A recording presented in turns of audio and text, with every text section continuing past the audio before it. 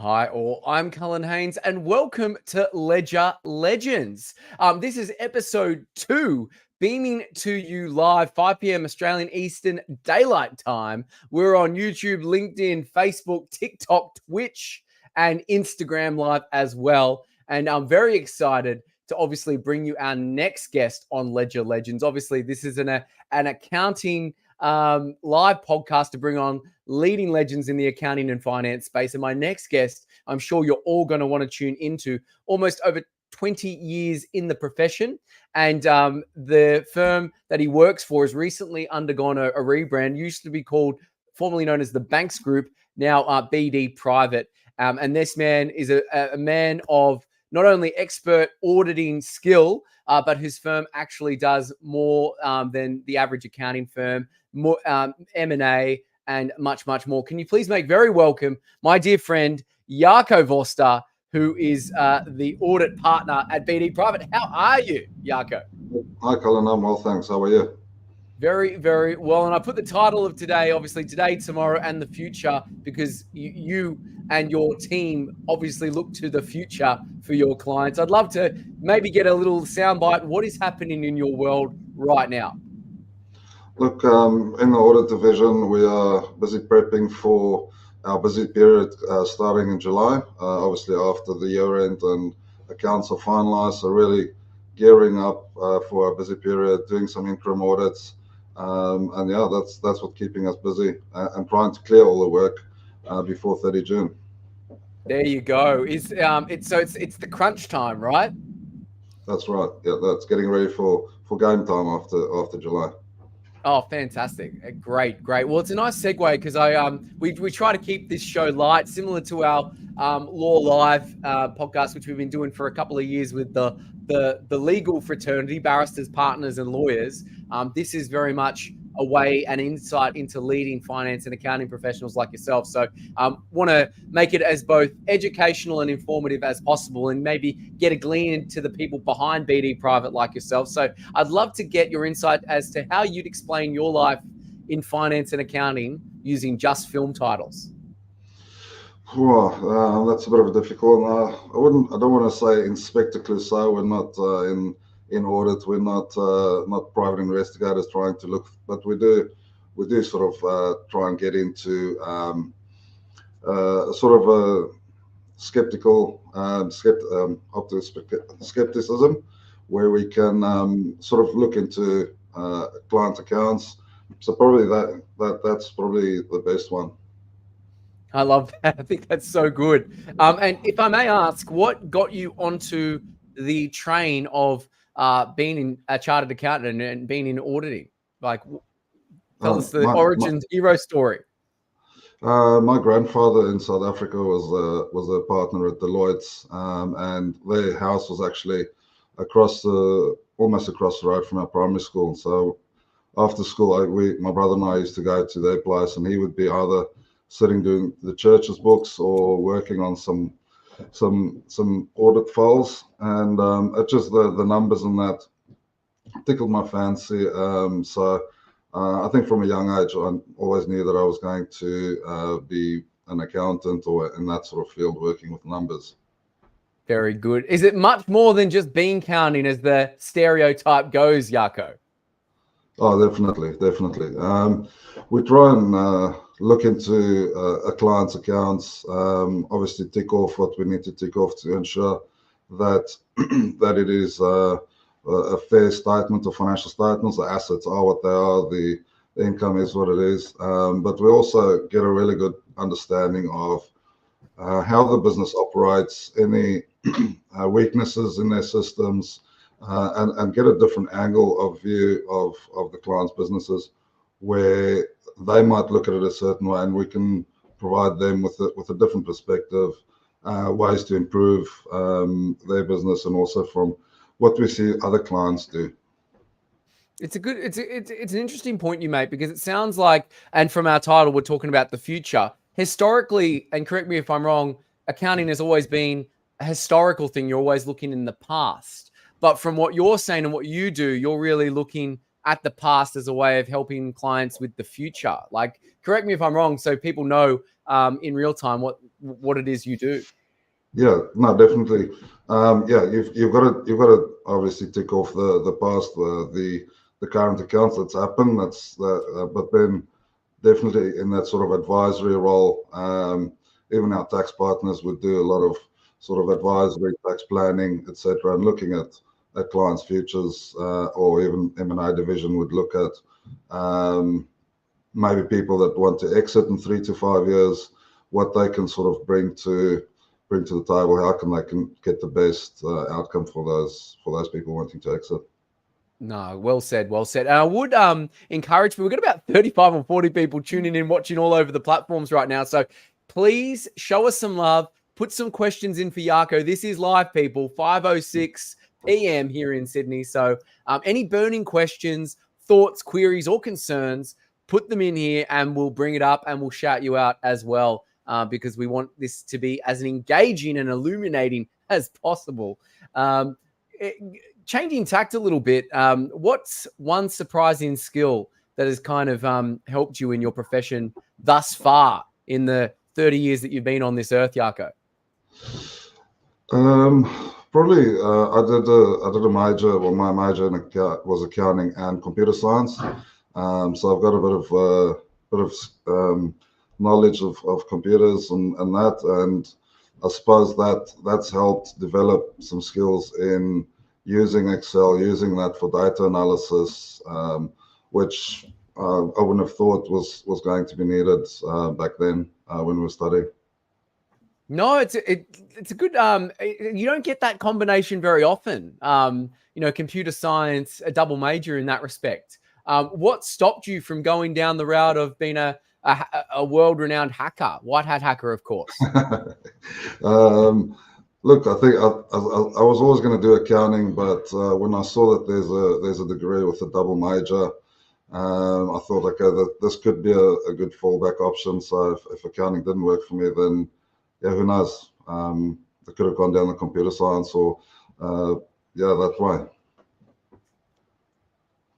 Absolutely. And we've got Michael Campbell tuning in, who is a leading valuer and owns his own firm and a dear friend of mine. Michael is coming in asking, would love to know some due diligence techniques for auditing.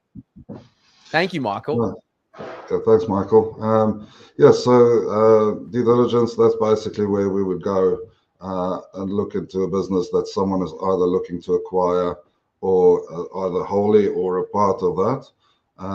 We would obviously need to verify the assets, liabilities, but then we would also look at their customer base, how reliant they are on specific customers, and whether those customers are actually recoverable, those balances are recoverable, and the risk of relying on a significant customer or client.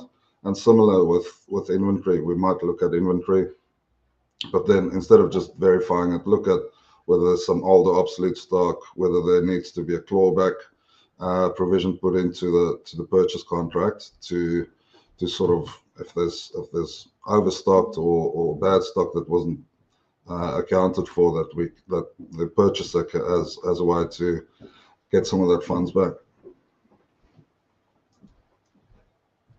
No, well said. And thank you for asking that, Michael. Please connect with Michael and his team at Local Valuers Australia, leading legends in valuation. So well done, Michael. On that tact of, computer science, so I'd love to get your view on this. How is AI, ChatGPT, and the greater AI technology reshaping accounting and the finance world, in your opinion? Oh, that's obviously a massive topic at the moment, and it's quite interesting to try and work out what we're going to do with AI moving to the future. I suppose the privacy of information that's being put into your ChatGPT, into any of those sort of AI is really the main risk. Is you don't want to put client data in there, but really we'd like to look at how that can sort of automate some of the processes and procedures that we do as accountants and auditors. It's a really well thought out answer there, Jaco. And when it comes to all that work that is going into the accounting space and whatnot, and obviously you probably work from 5 to 9 rather than 9 to 5, how do you as an individual unwind after a particularly tough day? I do like cooking. Often my wife does the cooking because I get home a little bit later, and we would eat at 9 o'clock if it was me cooking dinner. But I do enjoy getting into the kitchen with a glass of red wine and cooking up a storm or anything on the barbecue. I do enjoy a good steak to do on the barbecue. Very good. Are you obviously into biltong and your jerky and things like that as well? Yep. I've built my own biltong box, so I do make my own biltong. There you go. You heard it here first. You come for the accounting, but you stay for the biltong with Jaco for sure. Any passion projects that you're open to share with us that you're working on right now? We do enjoy going camping and four-wheel driving. Not that long ago, bought a Ranger, and we're sort of slowly building that up to become a sort of an overlander where we don't need a caravan. I've built in some drawers, some cabinets, a fridge slide. So basically setting up this four-wheel drive that we can go up to wherever we want, being self-sufficient, solar power, fridge freezer. Ideally we'd like to go up to the Kimberleys, go up there and go and explore. That looks amazing. So as technologically and connected and au fait that you are, Jaco, you don't mind switching off and getting onto the great open road? Oh, I love it. So when you get out and there's no mobile reception, and you're just exploring. I love that. No, fantastic, and that's great, and thank you for sharing, Jaco. And on the same similar train of thought of things that are like very personal to you, and just like taking a sidestep from the accounting and BD private space, you're a big advocate of BNI, and you're the vice president of your chapter. I'd love to get maybe an insight into what BNI is for those that don't know it, and why do you love it so much? Because I know it's a very much a love-hate thing with certain people, but you're very much an advocate of it, and rightly so. So I'd love to get your thoughts on it, maybe shout out your group. Yeah, no, thanks. Yes, I'm vice president at BNI CBD. We meet at Flagstaff, at the Radisson Flagstaff Gardens every Wednesday morning, and this is into my fourth year now. What I like about it is, it's a worldwide, obviously, network organization with millions of members, and it's a really great referral network. It takes some time, especially if you're in a high trust sort of seat, like an auditor or an accountant. It might take a bit of time to sort of build that, but it's really also the personal connections that you make through BNI, which has been great, and just the support that we get, not just within your chapter, but in your personal life. You've made some amazing friends through BNI, so really enjoying it. No, very good. It's very much that old adage of the difference between a contact and a contract is the R and the relationship. So that's what you're getting with things like BNI, right? You know, you're getting that relationship referral-based approach to business. No, definitely. And what's also great is there's connections all over the world. So, for instance, I needed a referral to a client of mine that has a business in Cambodia and Bangladesh, and I could jump on the BNI network, look for some auditors in those countries, and refer them, because they've been vetted by the other members in that chapter it's worldwide. And I've actually received referrals from across the country as well. No, that's great. So shout out to BNI and BNI CBD as well. And anyone tuning in, be sure to make some comments in there and show Jaco some love. Where do you see the accounting profession and maybe more specifically auditing over the next 10 years? Where's it heading? I think the way a lot of people talk, there's a lot of talk that AI is going to take over a lot of jobs. I think it might take over some, but you're still going to need your humans to go and do the auditing. But I think what we would have to do is instead of training people to audit, you might be training them to use the AI to audit.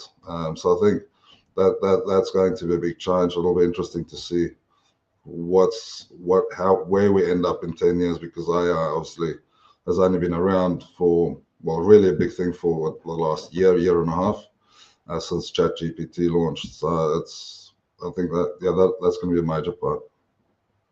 Great. Okay. Well said there, Jaco. And we've already got Sandra Galicchio saying you make a great VP, Jaco. So thank you, Sandra, for the shout out. That's fantastic. Connect with Sandra as well. Thank you for making an entrance and stopping by there, Sandra. Great job. Obviously, this is anonymous, but what's the most unusual client request you've ever received in your over 20 years of doing this, Jaco? There's been a few. There's been asked to when we've discovered there's sales that we had to move into a different period, for instance, because of the revenue, so we had to reduce the actual revenue and profit for the current year that we were auditing. They weren't very happy with that, and they've so we've been asked to not do that, and they would be more than welcome, or they would actually pay more than what the quote for the audit was, for instance. Not reporting them to the ATO and other clients. So we've seen some funny things. No, very good. I can only imagine. Love to be a fly on the wall there, Jaco.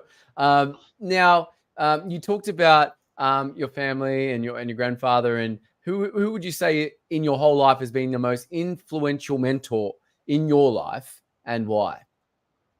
Look, it'd probably have to be the first partner I worked under when I started my accounting career in South Africa, Louis Munro, a small accounting firm, which I joined, a 3-partner firm. He decided to break away, to move away on his own. So I went with him, and we were basically three people in the firm.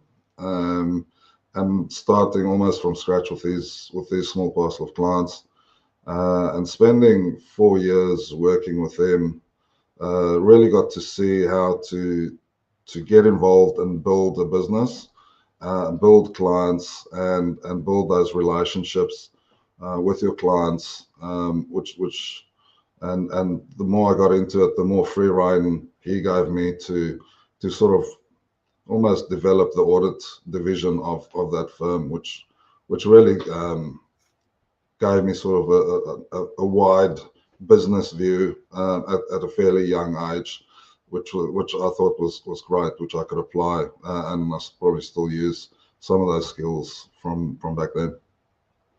Great. So anyone watching there, Jaco's just shouted you out, so great job.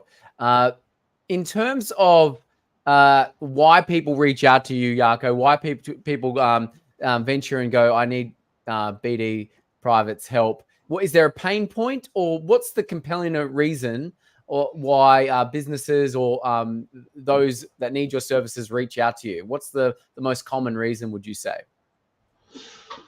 There's a few reasons. We do get a lot of referrals from our current client base, which is obviously great, especially in the not-for-profit space, which we do a fair bit of work in as well. Is where you might have board members that sit across a couple of not-for-profits. So yeah, probably referrals and word of mouth about our service and approachability. Fantastic. And it seems like you've got a good team, not only in your expertise, but you've got a good, robust team behind you and within the firm as well. Yep. No, it's we're about we'll be 20 in the audit team coming up next week when our next staff member starts. Here we go, the big 2-0. Watch this space. It's happening. We're growing.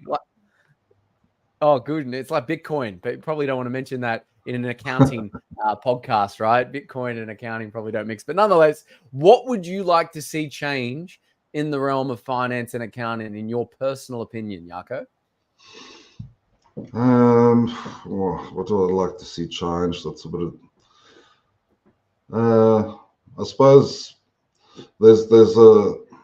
I find there's quite a big sort of expectation gap between what people think auditors should be doing and what we actually do. So I suppose just some more, to sort of close that gap. And also, I'd like to see some more, use of AI that we can use it without sharing private information and do that safely. So you think it's got a little bit of a ways to go then in terms of the privacy aspect? Yeah, there's quite a bit of development there, but you've got to be careful about what you put in, because obviously if you put anything into ChatGPT, that goes into the big wide world of data, and you do not want to be putting personal information or client information in there. Good point.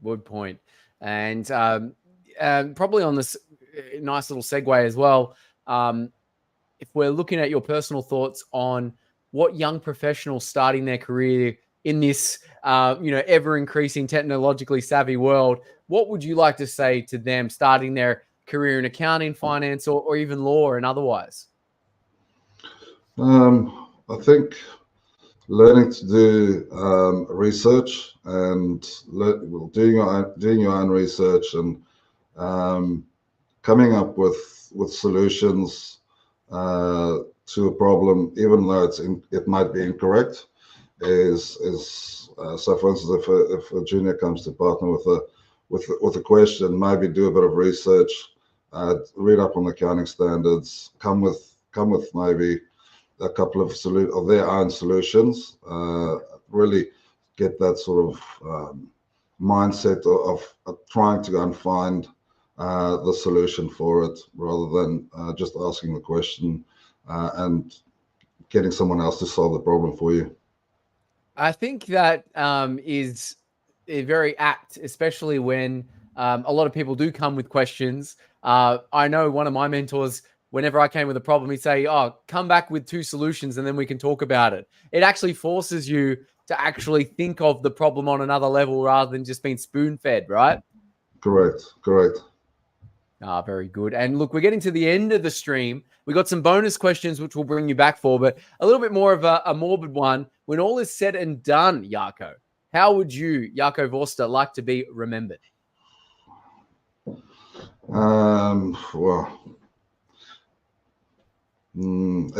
Auditor extraordinaire. I don't know. Within building up a BG Private as a audit division, as a significant audit division of a seriously big accounting firm. Very good. And you're already doing that, Jaco. So well done. Where can people find you? Where can people follow you? Where can people learn more about BG Private? Tell us, spill the tea, Jaco. Obviously, they can go to bgprivate.com.au or on LinkedIn.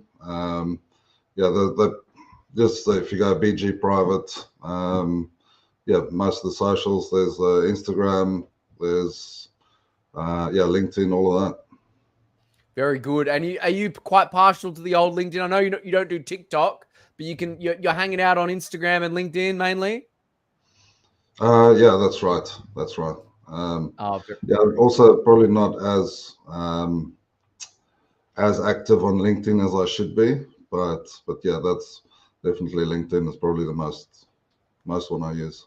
Well, we're changing that now, right? We're doing a LinkedIn live, or like a live across all the different platforms. So if you haven't already connected with Jaco on LinkedIn and the other platforms, please do.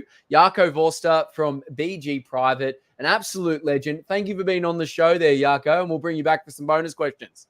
Yeah, thanks for having me. It's an absolute pleasure, my friend. Thank you so much. And if you're a ledger legend or know someone who is a chartered accountant who wants to be on the show, please get in touch. We come out every Wednesday, chatting to a leading ledger legend. And if you want to follow us, please do. We're on the podcast under currently Law Live, but because we're adding another show, Ledger Legends, we're changing the show and we're rebranding as Live with Cullen Haynes. So be sure to follow us, Law Live, right now.